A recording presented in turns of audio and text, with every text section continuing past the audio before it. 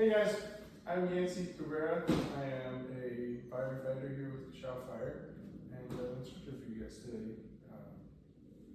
This is. I'm Sierra Sands, also a volunteer firefighter and EMT with Cal Fire. I'm here to teach CPR, AED to adults and infants and children.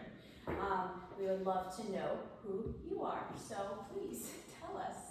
Melanie Martinez, it's me, you all. Why are you here? Yeah. Because I want to. Thank you. Awesome. Are you going to apply this anywhere specifically, just so we can kind of make cool? Awesome.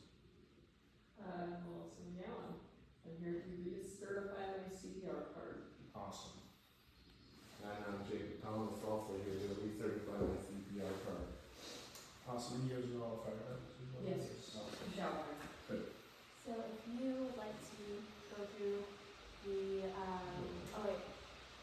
go through the expectations of the course and when it happens. Cool. Hopefully you guys will learn to effectively recognize and initiate CPR. As long as understanding and using the AED. And along with all that responsibility, you're going to understand your roles and responsibilities as a CFC first responder. So a few classroom logistics for our infection control. You guys have hand sanitizer right there. We also have some hand sanitizer right there, and then we also have alcohol wipes so we can clean the mannequins, clean the tables, all that good stuff for our infection control. Here is our classroom. We have a fridge in the back with waters, refreshments. If you guys need to put anything back there, feel free to use it. And then our bathrooms are right back there with a code 7700.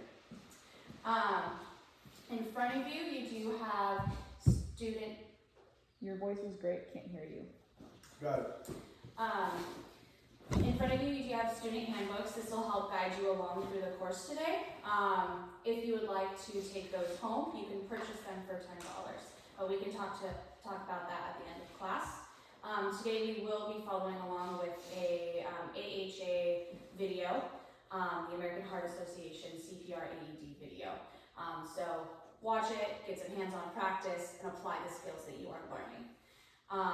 And then at the very end today, we will have debriefs and evaluations.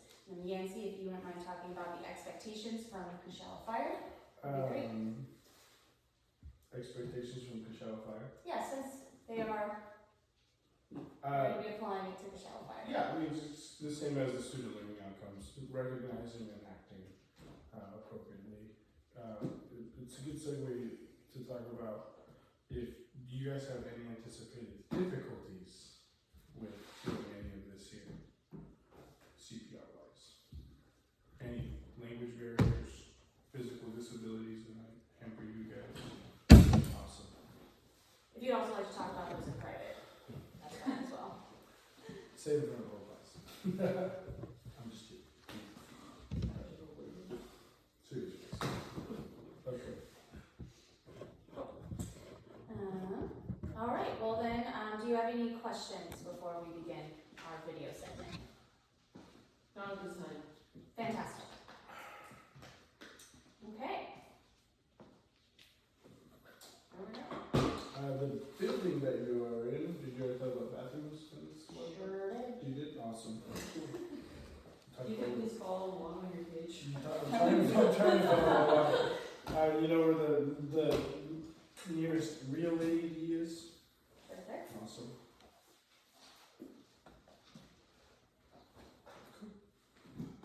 Great. Okay, so we will begin with this video. Let me know if you can see and hear it. Heart disease is the #1 cause of death in both men and women globally and claims more lives than all forms of cancer combined. Cardiac arrest may be caused by almost any known heart condition and is often fatal if appropriate steps aren't taken immediately. Cardiac arrest does not discriminate. It can affect all ages, genders, nationalities, and races.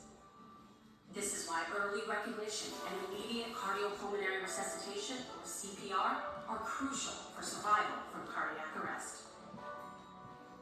Healthcare providers are the backbone of the systems of care. in both the community and medical facilities. Advanced rescue measures cannot be successful on their own without solid basic life support, or BLS. This training will guide you through the key practices of high-quality BLS.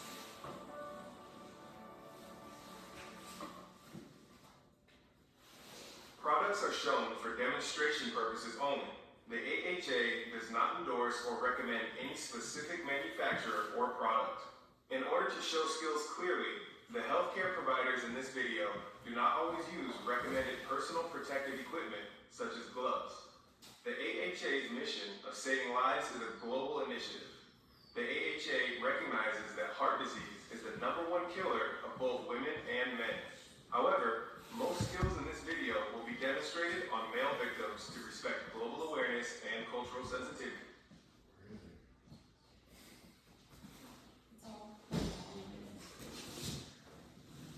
Cool, thank you for that. We will dive into the next portion. So now we are truly jumping into CPR, starting off with the adult chain of survival. Make sure you have your books with you. Awesome. I'm seeing it. I'm loving it. You guys are doing great. If you have any questions through the video, feel free to just raise your hand and we'll take a pause and address whatever questions you have. Some of the stuff you will be able to work on it as you follow along with the video. So if we miss it, we'll try to get you the stuff you need if you want to follow along.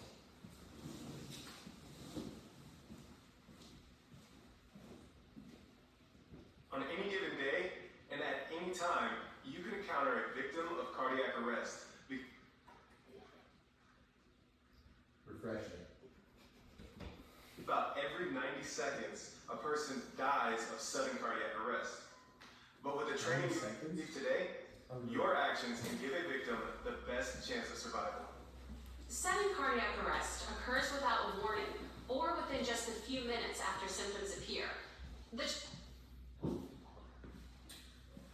there one we can download it from? Can't your hotspot. Heart attack is often mistakenly used to describe cardiac arrest. Although a heart attack may cause cardiac arrest and sudden death, they are different conditions. But it's important to call emergency services for both. There's more information on the differences between heart attack and cardiac arrest in your provider manual. First, let's talk about the 2 adult chains of survival. One is for out-of-hospital cardiac arrest, and one is for in-hospital cardiac arrest. The 2 chains have 6 links, but the links differ slightly. Both chains include activation of the emergency response system, high-quality CPR, early defibrillation,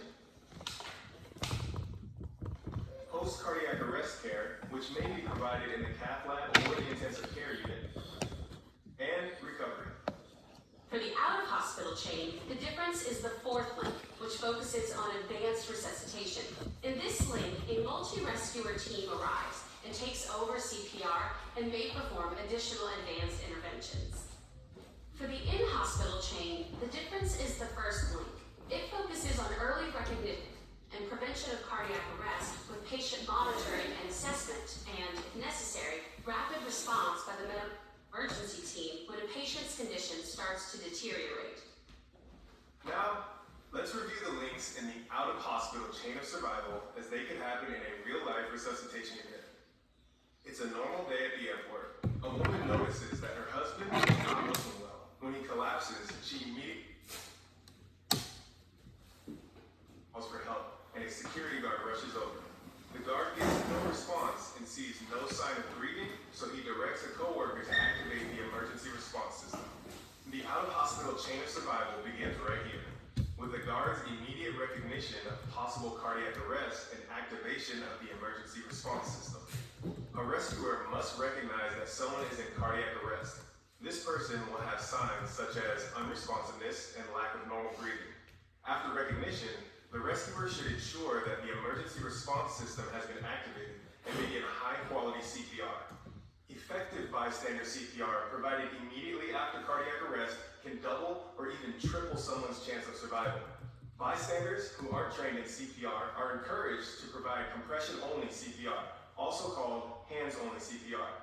When an untrained bystander sees an adult collapse suddenly, there are 2 simple steps to follow. Call 911 and push hard and fast in the center of the chest. Dispatchers or telecommunicators may provide further instructions, including step-by-step coaching on how to perform CPR until trained help arrives. Some rescuers might find it necessary to provide compression-only CPR until a barrier device is available. The guard begins chest compressions without delay. A second guard returns with an AED. This introduces the next link in the chain of survival. The AED, or Automated External Defibrillator, is a lightweight portable device that can identify an abnormal heart rhythm that needs a shock.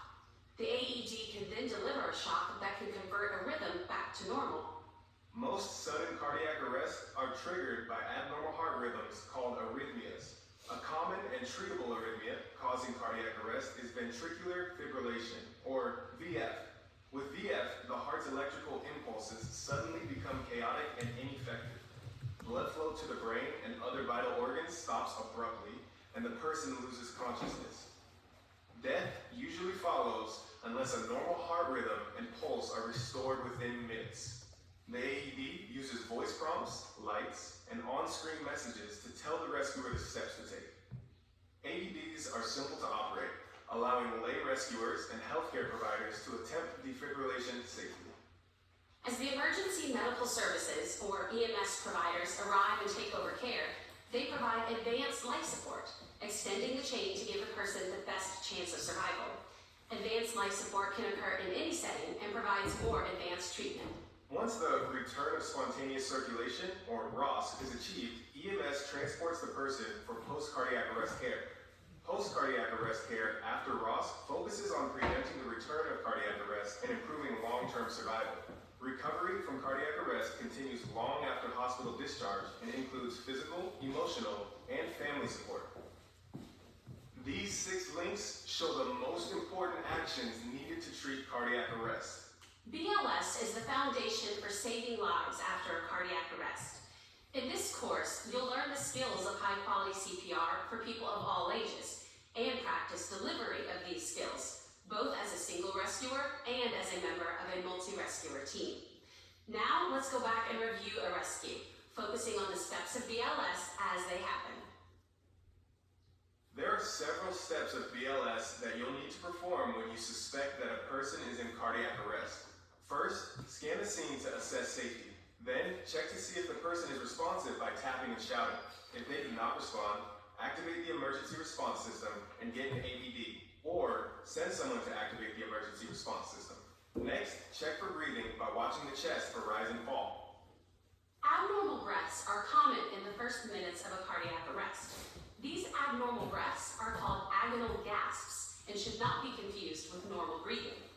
Rescuers can sometimes mistake agonal breathing for normal breathing and fail to recognize cardiac arrest and initiate CPR.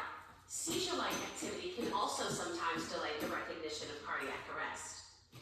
If the person has no signs of responsiveness, the emergency response system has been activated with an AED on the way, and there are no signs of breathing or a pulse, then immediately begin CPR starting with chest compressions.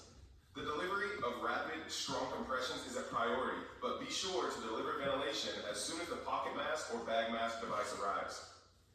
Once the AED arrives, it is important to use it immediately. We will go over proper AED use later in the course. You never know what situation you'll face or what resources will be accessible. It's important to have the knowledge and framework to provide high-quality, life-saving CPR, regardless of the conditions and circumstances. Now, we will focus on the individual skills that rescuers perform. It is most effective to perform CPR as a team, but to be an effective team member, you'll need the individual skills of CPR. So, we'll start there.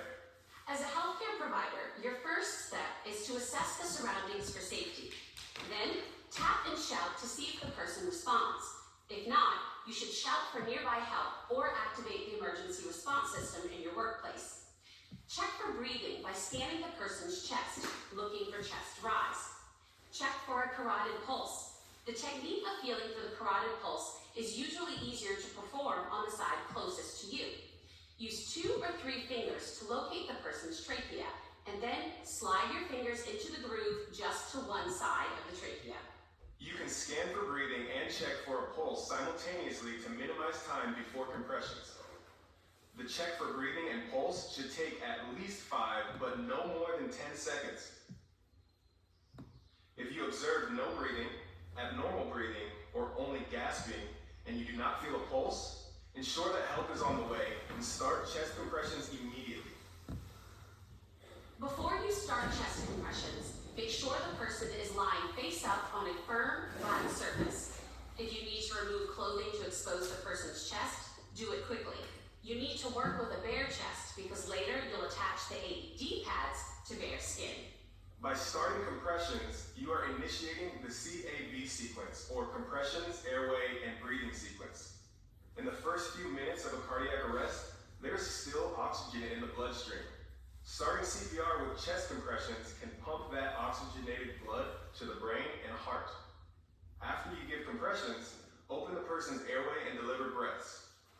It's important to minimize interruptions in chest compressions to 10 seconds or less. Each time you stop compressions, the blood flow to the heart and brain decreases significantly. When you resume compressions, it takes several compressions to increase blood flow to the heart and brain back to the same levels. So any interruption in chest compressions can result in low blood flow and minimize the chance of ROSC. To begin, place the heel of one hand on the center of your mannequin's bare chest, over the lower half of the breastbone. Place the heel of your other hand on top of the first. Make sure that your shoulders are directly over your hands with your elbows straight. And when we start, remember to push straight down on the breastbone to get adequate depth. When you push, push hard and fast. There is some evidence that compressing too deep can increase injuries from CPR. However, a larger problem is that most providers don't compress deep enough. So focus on making sure your compressions are deep enough. Compress at a rate between 100 to 120 per minute while counting out loud, making sure the compressions are at least 2 inches or at least 5 centimeters deep, and allowing the chest to recoil after each compression. We recommend using a feedback device that provides real-time corrective feedback on CPR quality regarding rate, depth, and chest recoil, not just when performing CPR in practice, but also in your workplace. We'll talk more about feedback devices throughout the course, and you will complete some practice and testing with them later. You can follow along with what's on the screen as you perform compressions yourself. You'll perform 3 sets of 30 compressions after you assess the scene. We'll pause here while everyone gets into position. So, before we dive into that, just going over your scene assessment. Ellie, can you tell us what scene assessment and scene safety look like? Make sure, I guess nobody's around you. Yeah, so making sure that your scene is safe, right? First thing that you do, you come up on Just make scene. sure your patient is, nothing's on hidden. Yeah. Get ready to activate. Yeah. emergency response. Absolutely, assessing hazards. Before we activate our the emergency system, what are we going to do first when we see that patient lying on the ground? Checking. Yeah, we're checking for that Make responsiveness. sure they're on the phone. And how do we do that? Tap them, talk to them, Little trapezium around. whatever it may take. Check their pulse, How long are we checking pulse? 5 seconds, no more than 10. Love it. Sweet.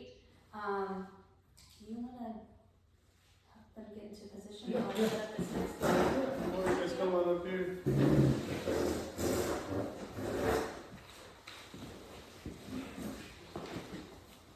You want me to go one at a time? Or you want them all? We can just start since this one has the light one at a time. Yancy, if you even want to demonstrate and show how the light works for those adequate compressions. So are you okay? Yeah, go on the one. We'll come back. With what? Yes. Grab guys nailed it. And now you're gonna go with that mid-clavicular line, right? Oh, yep, sure. And you're gonna start, and you'll see these lights. So if you go with the adequate speed and adequate depth, they should both be green. If you go too slow, it'll tell you. So you see I'm going adequate depth, but not adequate speed. You want 2 green. So you, or I can adequate speed, but not adequate depth. It's gonna tell you. So you want both lights on. And if you feel like a thicker pad, Thank you, Yancy. specifically maybe some of the BVM. So, yeah, for this, each of you just do the 3 rounds of 30 compressions. So, do 30 compressions, we can pretend for now like you're giving the 2 breaths, and jump back into those 30 compressions. So just do one at a time, single rescuer, whoever would like to go first. Back, shirt back on. Go for the whole What'd deal. What'd you do? And just compression. Just go ahead and practice your compressions, and then we can tie everything later.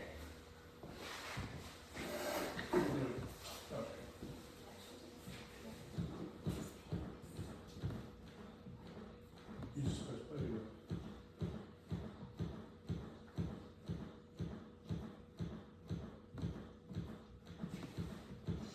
Wow. Absolutely beautiful. Oh my gosh, he's a natural. There it is. Okay. Some things I see with a lot of people is that they zero in on those compressions. Like, look at the way he's focused on those lights. Really good for now, but remember when you're doing it in the real world, you want to bring that head up. You want to be looking around at your surroundings.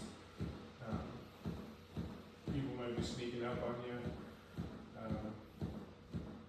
Or maybe you see something that makes the scene unsafe that you could miss if you zeroed in on the patient.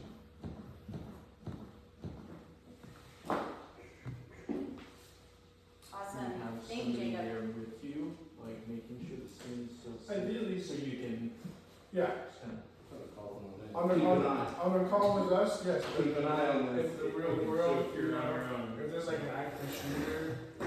you know, Big deal. yeah. Not that you'd be there in the middle of an active shooter. Maybe. This is definitely not Not safe.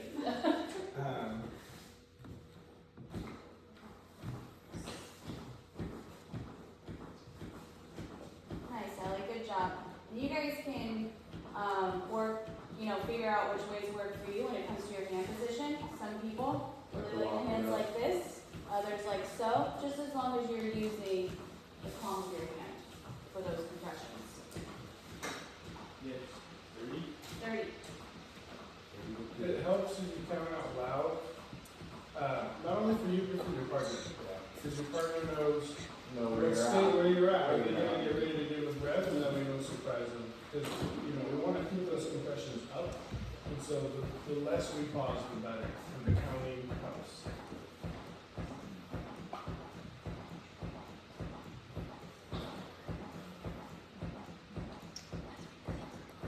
You see where your palms are kind of more to the right of your chest? Yeah. Try to get that palm more centered on the body. Yeah, see right there? Yeah.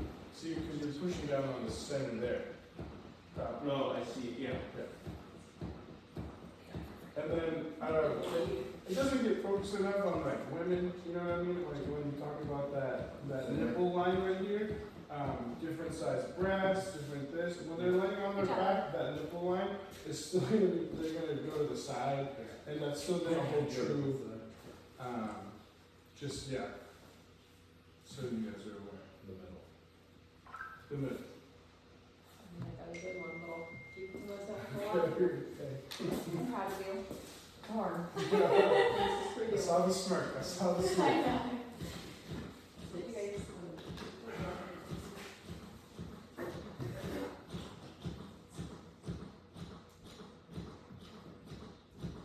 She's got to have done this before. Wow, look at that technique.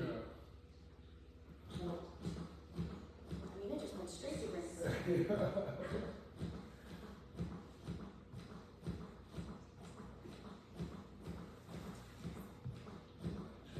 is it 9:30?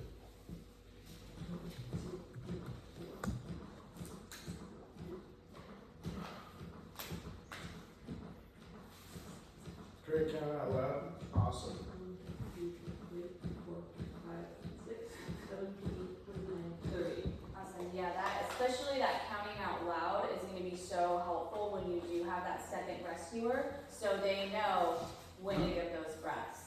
We don't want too long of an interruption in between our compressions, so if you guys are on it, yeah, that's super solid teamwork. Great job, that was super awesome. You can go ahead and take your seat, and we're gonna dive back into a short little video that just wraps up everything that we just talked about, from our scene safety assessment to the actual risk compressions.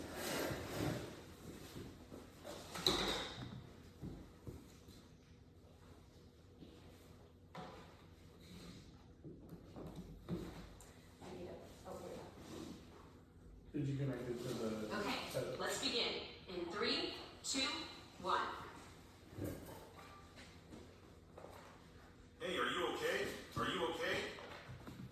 Help, someone help. There we go. Did it freeze again? No, it's good. Activate the emergency response and get an AED. 1, 2, 3, 4, 5, 6, 7, 8, 9, 10. One of you 11, wants to follow along with 13, the video. 14, 15, 16, 17, 18, 19, 20, 21, 22, 23, 24, 25, 26, 27, 28, 29, 30.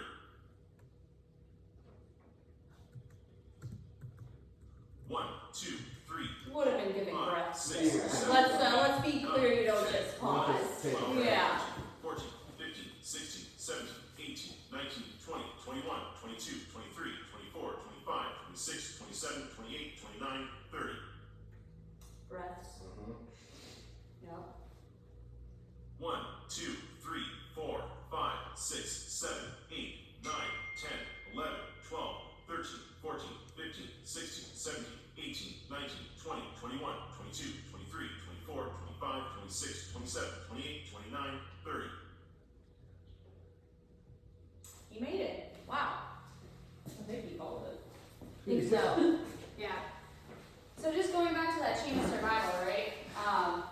Chances of somebody actually making it after CPR has been initiated is extremely low. However, if we have those rapid response times, we initiate that high quality CPR super quick and early defib, and then that quick ALS care, that's our best chance of survival. Hence the importance of making sure we have those high quality chest compressions. Any questions on that? Awesome. All right, so now we're going to dive into the pocket mask. For today, we have our BDMs, which you guys will be utilizing in Kashao Fire.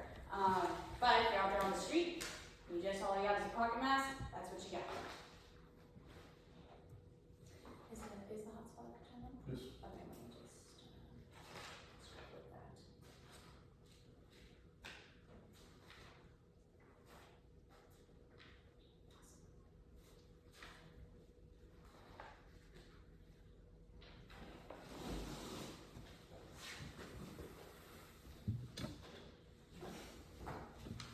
So now, let's go through the use of pocket masks, and then we'll practice one rescuer skills with compressions and breaths. When you're working, you'll likely have access to a pocket mask device. However, because a cardiac arrest can happen anywhere at any time, it's important to be comfortable and effective with a pocket mask. A bag mask device might not be too far away, but when minutes and seconds matter, the time saved by being proficient with a pocket mask is invaluable. We'll use a pocket mask for the one rescuer activity in our training today. When the guard finishes a cycle of compressions, he quickly places the mask with the one-way valve on the person's face. He delivers 2 breaths and returns to giving compressions immediately to minimize interruptions in chest compressions to less than 10 seconds. Now let's examine the technique. Place the mask on the person's face, using the bridge of the nose as a guide for correct positioning. Seal the mask against the face by placing the index finger and thumb of your hand that's closest to the top of the person's head along the edge of the mask. Now, place the thumb of your other hand along the lower edge of the mask. Then, place the fingers of that hand under the bony part of the lower jaw near the chin, taking care to avoid the soft tissue under the chin. After that, open the airway by using a head tilt chin lift. By lifting the jaw to bring the chin forward, you'll lift the person's tongue away from the back of the throat, relieving a possible airway obstruction. Press the mask down while lifting the jaw to hold the mask tightly against the face, and give 2 breaths while watching for slight chest rise. Actually seeing the chest rise with each breath is the best way to ensure that your breaths are effective. Breaths should be delivered over 1 second each, with just enough force to produce visible chest rise. Avoid excessive ventilation and pause about 1 second between each breath. In this practice session, be sure to hold the mask firmly against the face while lifting the jaw. Also, watch for the chest to rise as you deliver each breath over 1 second. We'll pause here for you to get into position with the mannequins to practice the technique of opening the airway and giving breaths by using your pocket mask with a one-way valve. We'll practice 5 sets of 2 breaths along with the video. Cool. So, whoever wants to go first, we're just going to practice with our masks.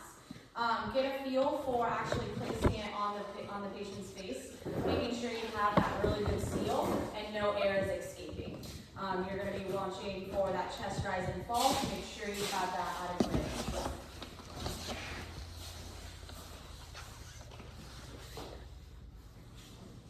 How do you do this?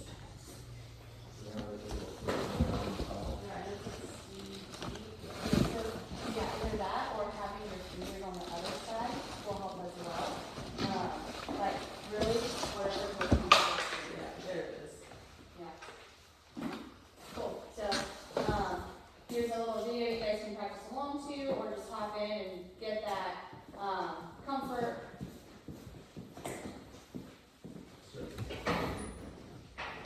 Get ready. Begin in 3, 2, 1. Give 2 breaths. Yeah, just go ahead and just give Watch for chest rise. Ooh, that's some good rise right there, Give like 2 that. breaths. Yeah. Did it rise, did it? Yeah. well, I didn't blow and do it, but Give I'm 2 sure it will breaths. rise. Yes, really Give use 2 your breaths. hands, putting your thumb there and sealing it out tight while also pulling that Give chin 2 up. breaths. Because that's you opening that airway by that head tilt chin lift. Okay. Just making real sure that when you're doing your chin lift, you're not closing the mouth, right? You gotta keep Yeah. that open, obviously, but. Awesome. Good. Awesome, how'd that feel? Good. Awesome.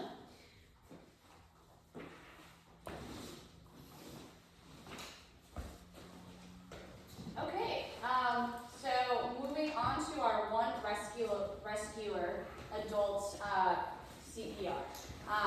So especially out here with our fire department, it's very likely that you're going to be that single rescuer. There's going to be probably someone else at the scene, right? The person who called. You can have them, assessing for any hazards, making sure that they can flag down the next rescuer that's coming along, right? Give them a job. Otherwise, they're going to be freaking out, yelling at you to save their husband or whoever. You're not doing it right. What are you doing? All that nonsense. So, give them a job. Tell them to hold a pen. Anything. Something.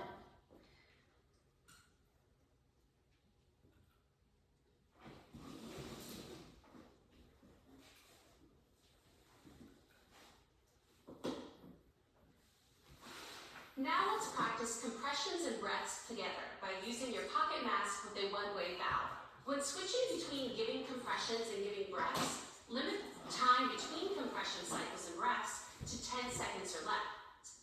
Make sure the chest rises with each breath, but provide ventilation just to the point of the chest rising. We'll start with assessment and then combine compressions and breaths. We'll be doing 3 sets of 30 compressions with 2 breaths. We'll pause here while you get into position with the mannequins. All right, so we're gonna bring it all together. So we'll just go one at a time. start with your scene safety, scene assessment, all that, checking for your patient's responsiveness, having somebody go get that AED, calling 911, and then going into your chest compressions and your breaths. We'll do 3 cycles each. So Jacob, let's see it. Verbalize everything you're doing. Okay. Check the scene. Your scene is safe. You okay? You there? Okay. No response. Can you call 911 and grab an AED? Yes, sir. Did you check his pulse? No pulse.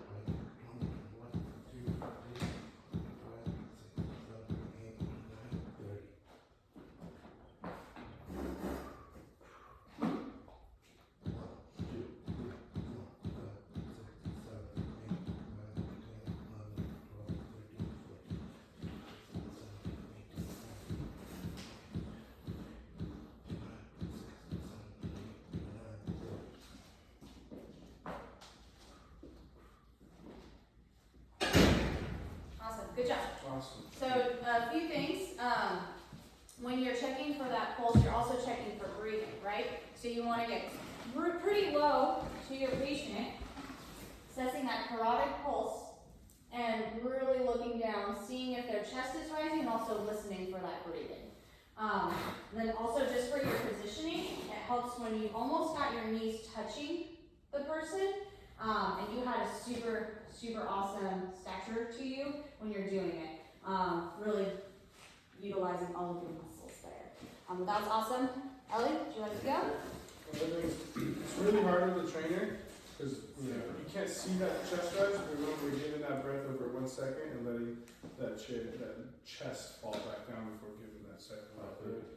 Give him that chance to breathe because if you hit him right quick with those 2 breaths, you're just gonna fill in the lungs. Overload. And then another really important thing is it's easy for us here because we're seeing that light indicating that we've got good compressions. Yeah, absolutely. On a real person, you're not going to have that, obviously. So one of the really important things is making sure that chest recoils all the way before that next compression. So down, up, down, up.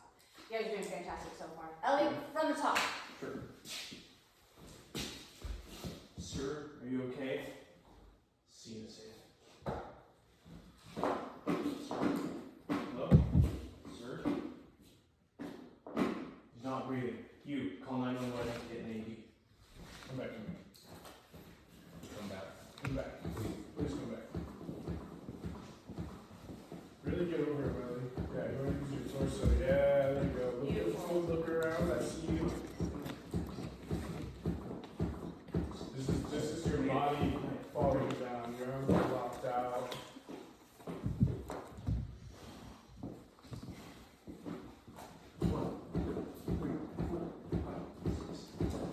The next video is a follow. This video is a follow.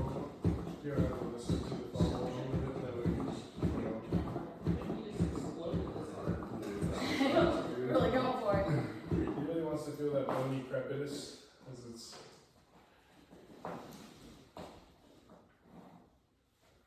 Nice breath. That was real solid breathing.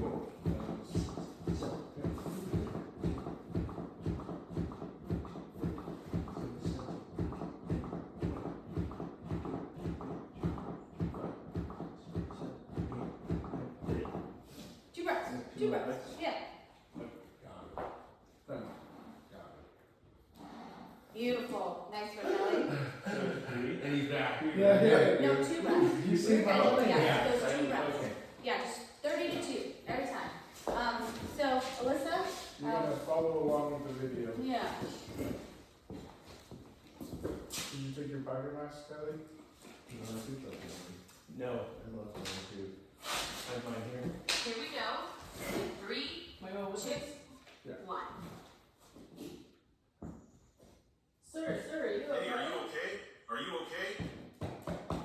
help! Someone help! Call 911, get an AED and come back.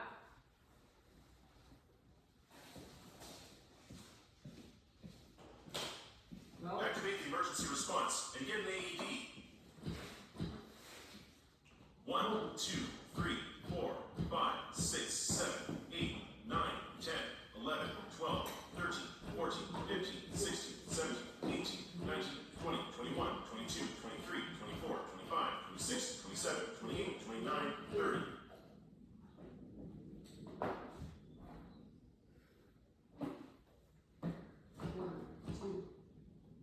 One, 2, 3, 4, 5, 6, 7, 8, 9, 10, 11, 12, 13, 14, 15, 16, 17, 18, 19, 20, 21, 22, 23, 24, 25, 26, 27, 28, 29, 30.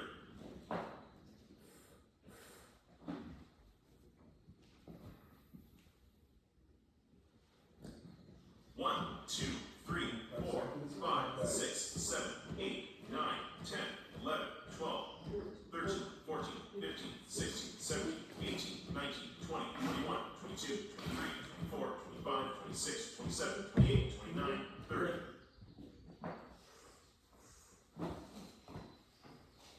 Awesome. Yeah, the video's only pausing 5 seconds, you know? We're trying to keep it less than 10, right? Yeah. You can give them some high quality drugs. Alyssa, I have to say, your hair during that is phenomenal. Wow. Pretty nauseous. So, nice work. How'd that feel? Hurt my hand. Heard you? Yeah, so, You're giving them a pump down. yeah. And imagine, like, especially out here, we can be doing CPR by ourselves for how long? A long time. So just keep that in mind, right? Like, if you're doing it for 5 minutes, like, it starts getting tiring then. But you guys are doing super, super awesome so far. Now we're gonna move into our AED introduction, and start tying it all together. Lesson 3. So we do have our practice AED. This is what we're going to be utilizing on the mannequins. And it is, AEDs are like so universal. Yeah, there's different brands, but essentially they all work the exact same. So even though this is the AED that we use in the department, the practice that you'll be using here is just going to be, it's going to transition so well. Follow these instructions. Sorry. And it gives you instructions the whole time. So if you forget how to use the AED, just listen. So yeah, The here. wheel is exactly like the trainer. It's gonna coach you up the whole Mhm. time. Sorry, I didn't mean to interrupt you there, teach. I think that was the original. And like, can you just crack? When participating in a resuscitation event with rescuers from multiple agencies, the real challenge becomes about logistics.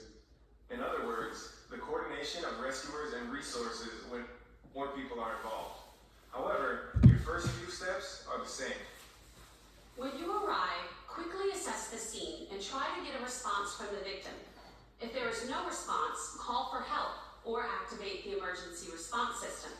Then take 5, no more than 10 seconds to check for breathing, looking for signs that the person is not breathing or is only gasping, and at the same time attempt to find a pulse.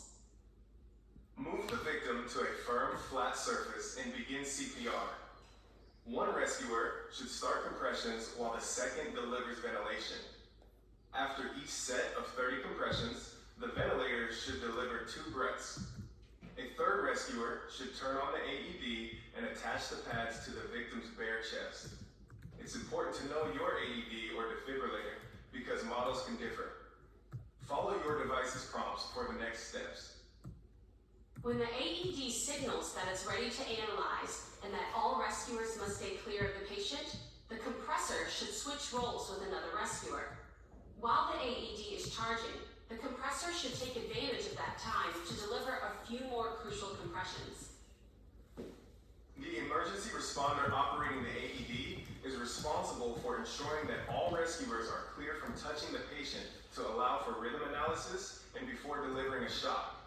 If a shock is advised, clear everyone and deliver the shock. As soon as a shock is delivered, rescuers begin another set of compressions, with a different rescuer delivering compressions, and with a feedback device now in place. Continue these steps until advanced help arrives. Now let's focus on using an AED. Although AEDs may differ slightly, there are 4 universal steps for operation. To begin, turn on the AED, open the carrying case or the top of the unit, and immediately power on the AED. Some devices will power on automatically when you open the lid. After that, attach the pads to the victim's bare chest. Use the diagrams on the pads for correct placement. Some AEDs may have adult and pediatric pads. Be sure to use the adult pads on anyone 8 years of age or older. If you're not sure of the person's age, use the adult pads. On some AEDs, you may need to plug in the pads if they aren't already connected. After you open the device and power on the unit, follow the prompts and place the adhesive pads on the person's bare chest, per the pictures on the pads. Place one pad to the side of the left nipple and the other on the upper chest, directly below the collarbone. After the AED is turned on, some units will tell you to press a button for the device to analyze the heart rhythm. Others will analyze the rhythm automatically. The AED may take about 5 to 15 seconds to analyze the rhythm. The AED will deliver an audible prompt when it's ready to analyze the heart's rhythm, followed by a prompt to clear the victim. Strongly repeat the command to clear, checking visually to be sure that all rescuers and bystanders receive the command and follow it. Once the AED completes its analysis, if a shock is advised, it will charge and then prompt again to clear the victim. You'll repeat the command to those near. Loudly state something like, "Everybody clear," and visually check to make sure that nobody is touching the victim, not even the person in charge of giving breaths. Then, the shock can be delivered. Next, press the shock button. The shock may produce a sudden contraction in the victim's muscles. After the AED gives the shock, resume CPR immediately, beginning with chest compressions. Do not remove the AED pads or turn it off.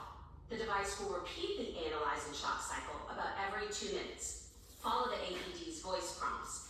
If at any time the AED indicates that no shock is advised, immediately start chest compressions. You'll need to consider a few special situations when using an AED. First, if the person's chest is so hairy that the pads can't adhere to the skin, you may quickly shave the area the razor is provided. If no razor is provided and you have 2 sets of pads, apply 1 set to the hairy chest. If the chest hair prevents the pads from contacting the skin, the AED should tell you to check the pads. If it does, press them down more firmly. If they still aren't sticking, rip the pads off forcefully, removing the chest hair. Then apply a new set of pads to the bare skin. Excessive water on the victim's chest can also be a problem. It could allow the shock to travel through the water between the pads, ultimately preventing delivery of an effective shock dose to the victim's heart. If a victim is lying in water, quickly move them to a dry area before using an AED. But if the victim is lying on snow or in a puddle, you can use the AED. And if the chest is covered with water or sweat, wipe it off before attaching the AED pads. But wipe the chest quickly. It doesn't have to be completely dry. Some people have an implanted pacemaker or defibrillator in the same place where you would put the AED pads. These devices look like a round or square lump that's smaller than a deck of cards. If you see this lump, avoid putting a pad directly over it. Also, don't place a pad directly over a medicine patch. If a medicine patch is located where you need to place a pad, take the patch off and quickly wipe the chest before applying the pad. If the victim is wearing an undergarment containing metal, be sure to apply the AED pads on bare skin, avoiding contact with the garment. You should familiarize yourself with the AED model in your workplace. Regardless of the type of AED, remember to turn it on first and follow the audible prompts that will lead you through the rest of the steps. AED kits may include additional emergency equipment, such as scissors, razors, wipes, gloves, and a barrier device. These items may also be found in a separate emergency or first aid kit. We'll pause here to allow you to get familiar with the AED in your class today. Your instructor will show you all that's included in the kit and demonstrate the correct way to place the pads on a victim. Sweet. So, just a couple key points there. If your patient is on a bed, what are we gonna do? Get him on the floor. Yep, flat surface, super important. We can also just put a backboard under them, right? Given the circumstance, like for snow, you know. Yeah, so if your patient's wet or sweaty, what are we gonna do? Dry. And if they're super hairy, Give it a shave. awesome, love it. This is our trainer AED. The pads, like most pads, will have the instruction, the diagram on where you should place it. This one also has the child, if you were to use these for a child. Turn it on. Adult patient. If the patient is a child, press the child button. Child patient. Remove the child's shirt. Adult patient. Remove clothing from the patient's chest. Remove maggot and apply pads on the patient's bare skin. Apply pads as shown in the pictures. Remove maggot and apply pads on the patient's bare skin. Apply pads as shown in the pictures. Remove maggot and apply pads on the patient's bare skin. Apply pads as shown in the pictures. Remove packet and apply pads on the patient's bare skin. Okay. Press pads firmly on skin. They're firm. Press pads firmly on skin. They're firm. Do not touch the patient. Analyzing heart rhythm. Do not touch the patient. Analyzing heart rhythm. Shock Absolutely. advised. Do not touch the patient. So we want to Everyone analyze it. clear. Yeah. Press the flashing shock button. Shock delivered. Begin CPR. Once this is shock delivered, start it on. So super nice with our AED, 10, it's giving you that beat to work with. But yeah, super important when it's analyzing and when it's giving that shock, you're not touching the patient. A really good thing to verbalize when you're on the call and it is analyzing, just yell clear, everybody clear. I like to put my hand over the body and just sweep it. And then, get their attention. Not overnight, but in the middle. Yeah. Okay.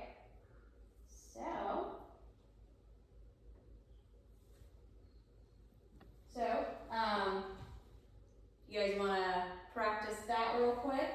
Let's see here, let's just go right into The direction of the wires doesn't matter, but same thing with knots. If it looks nice and dressed, you apply it correctly.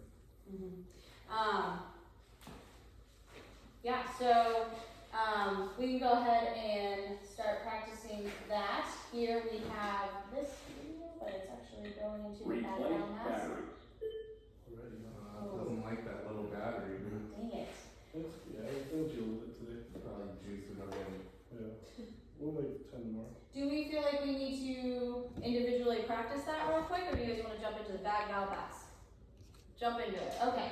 So now we have our bag valve mask, which is this device, otherwise known as your BVM. Super awesome, useful tool. You don't actually have to be manually giving the breast. You just squeeze the bag and deliver that breath. A couple of really important things about this: you don't want a super hard press, a nice, gentle but firm press, and making sure that chest is rising and falling, right? So we do have this follow along video. Ellie, if you'd like to go first, just follow along with this video. We're just practicing this. You don't need to go with the whole assessment.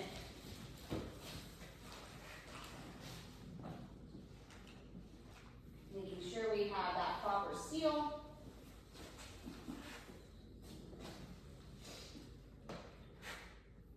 Now that we're ready, let's practice using the bag mask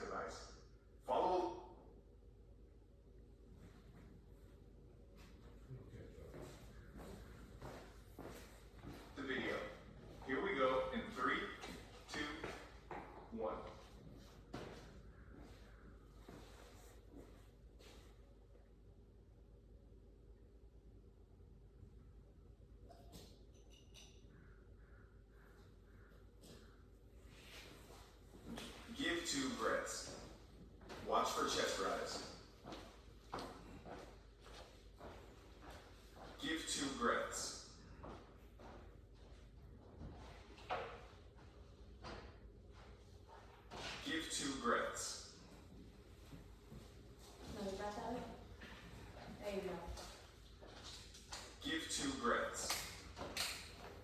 Another breath. There you go. And give 2 breaths. Nice. Nice work. So, good job. That's actually very something. Yes. Okay. But it is. Yeah, I saw it right. So a few things with this. When you give that first breath, as soon as that battery inflates, give that next breath. Yeah. Because you don't want too long of interruptions between your compressions, right? Again, not too fast, but as soon as it reinflates, just give it again. So, Alyssa, would you like to go for it? You guys can practice being here as well, because this is when you would be using a second rescuer, right? So this is a much easier position to be giving those 2 breaths.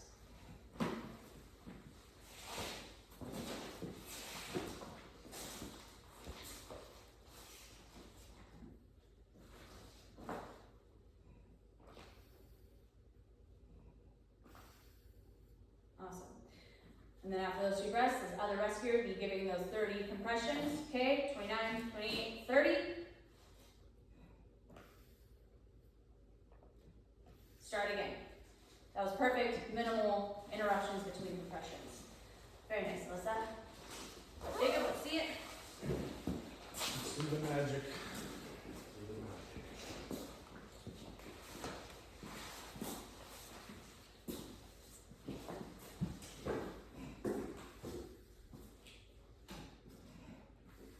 Awesome, so big compressions, 28, 29, 30.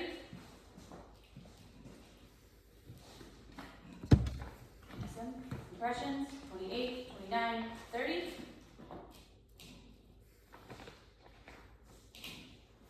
Awesome, and when you're working with that other rescuer, person's giving compressions, you can leave that mask on the person's face, right? Just keep it there, ready to go, bam. Okay, nice work. So we're going to transition into really looking at what a 2 rescuer CPR looks like.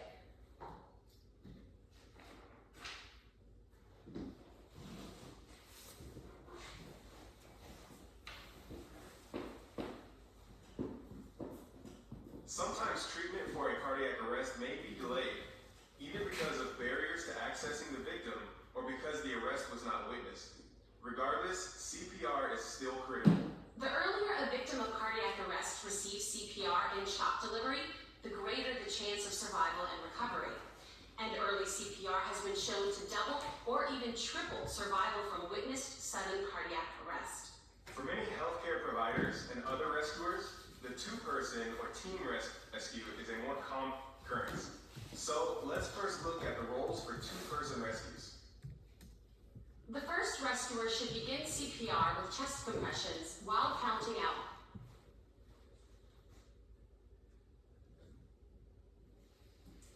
Okay, real quick. Let me just. It went back to the regular Wi-Fi. Here we go. Did the other hotspot cut out? No, it's still on there. I don't know why it just didn't. Nothing new with it. Out and delivering breaths. Basically, they're handling the situation at first as a 1 rescuer scenario. The second rescuer is responsible for powering up the AED and attaching the pads, as well as providing ventilation when the device becomes available. It's important to remember the rescuer performing compressions should switch roles about every 2 minutes to avoid fatigue and ensure that compressions remain effective. The compressor should pause when ventilations are being given until an advanced airway is secured. The compressor may also need to briefly pause when the advanced airway is inserted. And if you're performing CPR without an AED, you should switch roles when fatigued or after every 5 cycles. That's about every 2 minutes. When an AED is present, switch roles every time the AED tells you to reanalyze, or sooner if the compressor is fatigued. This switch should take less than 5 seconds to minimize interruptions in chest compressions. We'll learn more about how to effectively switch roles in the team dynamics section. In 2 rescuer CPR, each rescuer Let's review these roles while watching them play out. Rescuer number 1 should be positioned at the person's side, ready to perform chest compressions and count them out loud. And rescuer number 2 should be positioned at the person's head. It's rescuer 2's role to maintain an open airway and give breaths with a bag mask device while watching for the chest to rise and avoiding excessive ventilation. Rescuer 2 should also encourage rescuer 1 to perform chest compressions that are fast, deep enough, and allow complete chest recoil between compressions. Now let's practice 2 rescuer BLS. Follow the video as you practice. We'll work on the full sequence, from the point of finding the victim until advanced medical help arrives. We'll pause here for you to get into position for the 2 rescuer practice. So what we'll do here is, Alyssa, if you want to work with Yancy on this mannequin, and then Ellie and Jacob, you guys work here. Start from the beginning, go through the whole thing. You can follow along with the video, Let's do this. and I'll just be floating. If you guys need any help, feel free. If you, Yancy, would you move that mannequin over just a bit? And then, yeah, you start with compressions, you start with airway, and then we'll swap.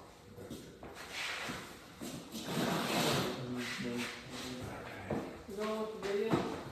Yeah. Alright? You okay? Just do some sensing. Let's Call begin. 911, grab an 3, AED. 2, Come back. 1. Hey, are you okay? Are you okay? Hey, are you okay? Are you okay? Activate the You. emergency response. and Go to the ED, call 911. Copy. I'm back. Don't forget to check that your audio pulse. No pulse. 1, 2, 3, 4, 5, 6, 7, 8, 9, 10, 11, 12, 13, 14, 15, 16, 17, 18, 19, 2 breaths. 21, 22, 23, 24, 25, 6, 7, 8, 9, 30. Breath. 1, 2, 3, Breath. 4, 5, 6, 7, 8, 9, 10, 11, 12, 13, 14, 15, 16, 17, 18, 19, 20, 21, 22, 23, 4, 5, 6, 7, 8, 9, 30. Breath. Breath. 1, 1, 2, 3, 4, 5, 6, 7, 8, 9, 10, 11, 12, 13, 14, 15, 16, 17, 18, 20, 21, 22, 23, 4, 5, 6, 7, 8, 9, 30.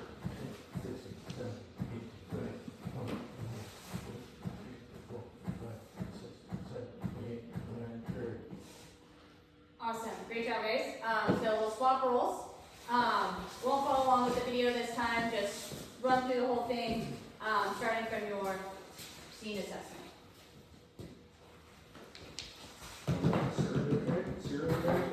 You.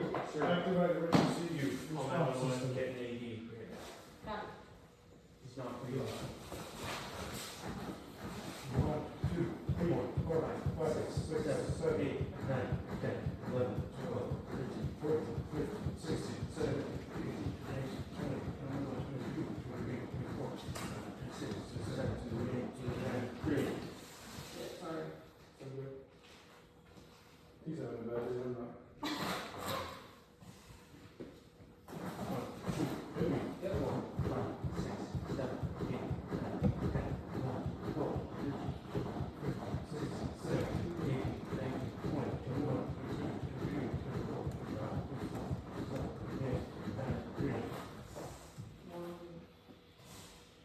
So do 5 cycles.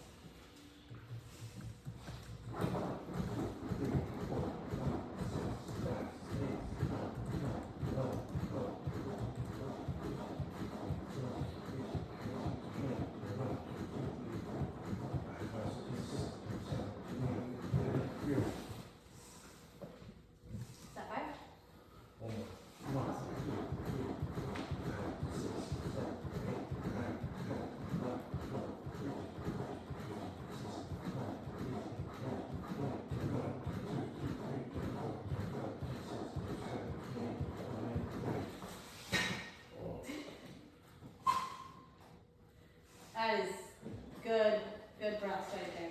Awesome, nice work, guys. So, Ellie, for you, a couple things. When you give your concussions, your palm does not need to leave the patient's chest.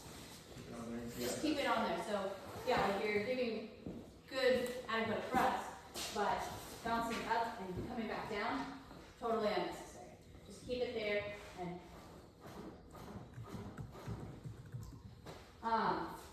how does that feel for you guys? Good. The person at the head, it's really important that you recognize that they're going to be positive first. Like, you're going to be excited, nervous, whatever you want to call it. More often than not, those compressions are going quick. So you're going to have to reel them back and be like, yo, get that good tempo. So really keep an eye on that. We're not going to have lights in a real life situation. Yeah, helping each other out, working as a team, all that good stuff. So those 5 cycles, if you have your second rescuer, awesome. Rotate those every 5 cycles to avoid fatigue. And the way that you can do that is I'm gonna have you up here, Ellie, if you can just step away for a second. Okay, we've gone through almost done with our 5 cycles. 28, 29, 30, 2 breaths. Awesome, you switch over here, and I'm just coming right over to here. Super quick transition. Awesome, nice work. How'd that feel? Good. Any questions? Moving on. Not at this time.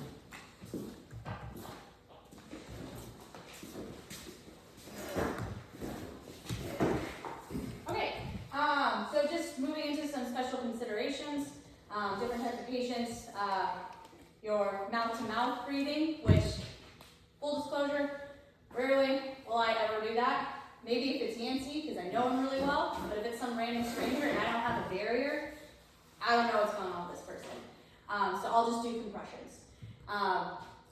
But ideally, you'll have some sort of barrier you can work with. That's great. But here is a mouth-to-mouth instruction.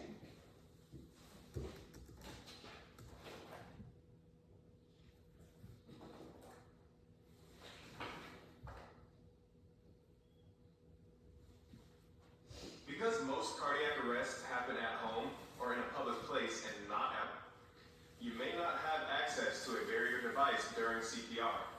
This means that you may need to give mouth-to-mouth breaths without a pocket mask or bag mask device. Although we won't practice this, it may be a skill you'll need to use one day.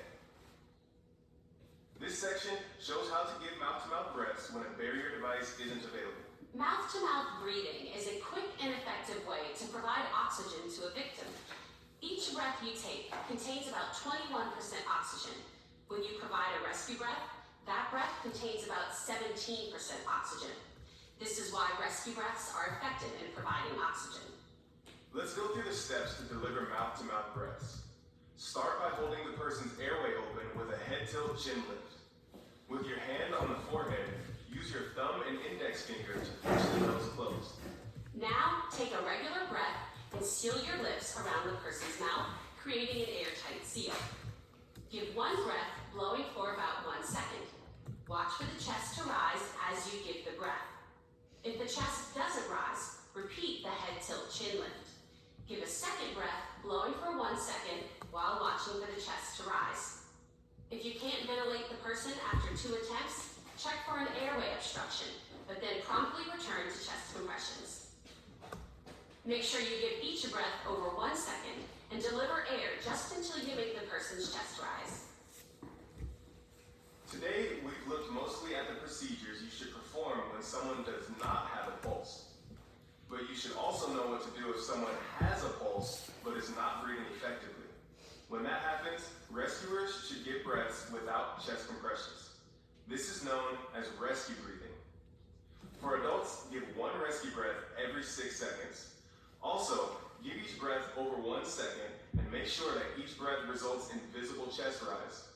During rescue breathing, you should also check the person's pulse about every 2 minutes. Awesome, so super important when we're checking for that carotid pulse, right? If they have a pulse, we're not initiating CPR. You're giving those rescue breaths if they're not breathing. If there is an airway obstruction, you can look for it Never gonna do a blind finger sweep, right? You don't wanna get your fingers chomped off, but if there is an airway obstruction, you could then try to get that out. So we've already practiced the rescue breathing, so not gonna have you guys go through that again. But here is an introduction or instruction on breaths and advanced airway. As EMTs and EMRs, do we do advanced airways? No. No. Advanced airways are only your ALS personnel, so paramedic, doctors, all that. We can just do that simple OPA or NPA, right? But as far as like intubation, we do not go there. That is out of our scope. They're just going to give a quick instruction on this in case you're unfamiliar with them, but they are really good to know what they are. And when we do have our paramedics come out here from regional, thank you, they have paramedics on their unit, so you could potentially assist them. If you don't feel comfortable in assisting, I have something in my eye, right? Just walk away.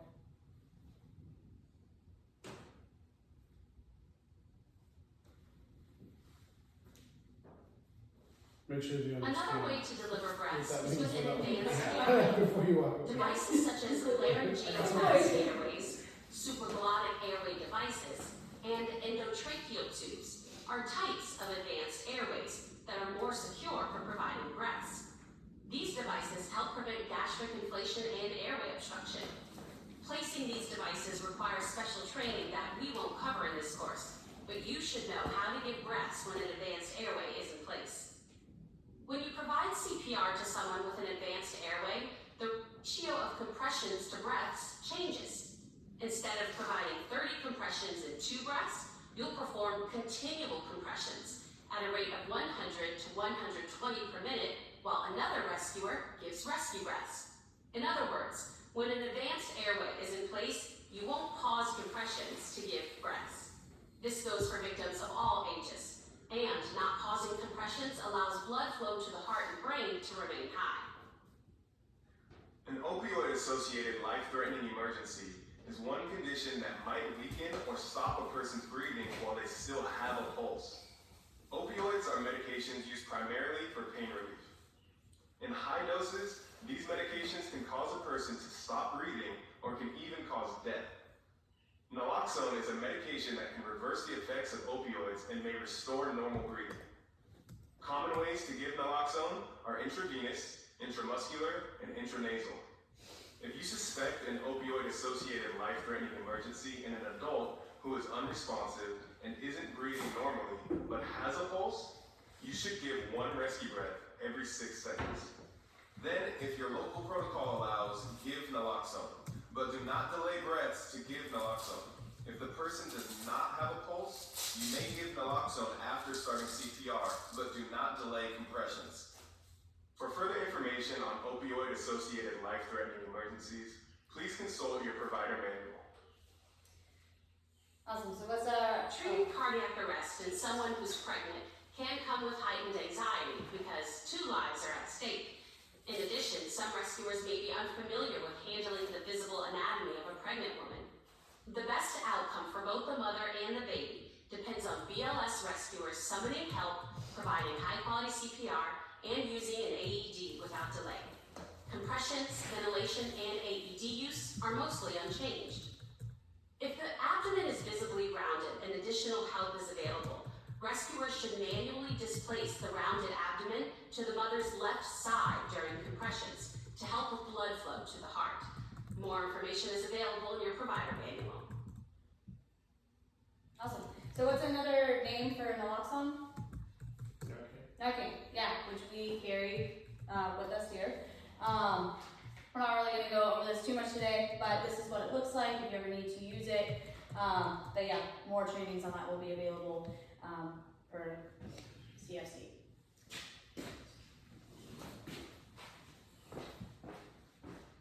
Alright, so we're going to dive into our team dynamics. So understanding your roles, understanding what exactly you need to do, and really knowing those roles, right? Because worst thing to do is come in and just like It's already super chaotic, you don't know what you're doing. Right, here we go.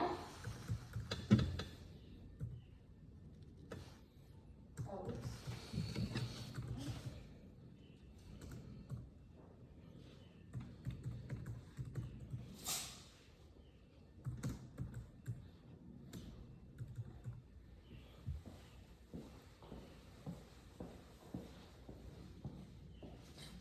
Oh, it's turned What off. you are about to see will include the portrayal of advanced life support skills. As a BLS provider, you may be on a team with advanced life support providers. But rest assured, those skills are not part of this training. However, no matter the skill, procedure, or